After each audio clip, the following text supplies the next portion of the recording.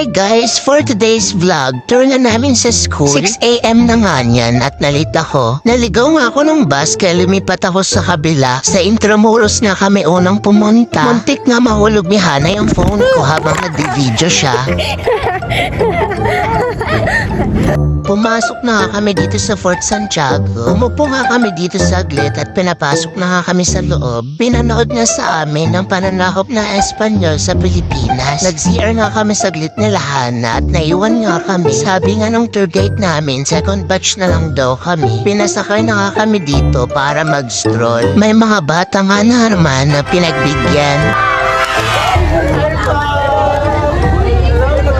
Ingay nga namin dyan, pinagtitinginan na kami ng mga tao. Ito nga pala yung Wall of Martyrs. Yan nga yung mga tama ng baril, yung mga butas dyan. Ito nga pala yung moat, guys. Man-made nga raw ito at connected ito sa Pasig River at saka Manila Bay. Pumasok na nga kami dito sa Lagusan ng Encantadia.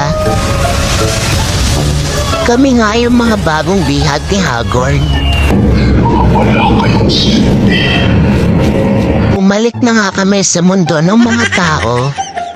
Nag-wish nga kami dito ni Hana at hindi nga namin alam na dito lunod ng mga Hapon ang mga Pilipino.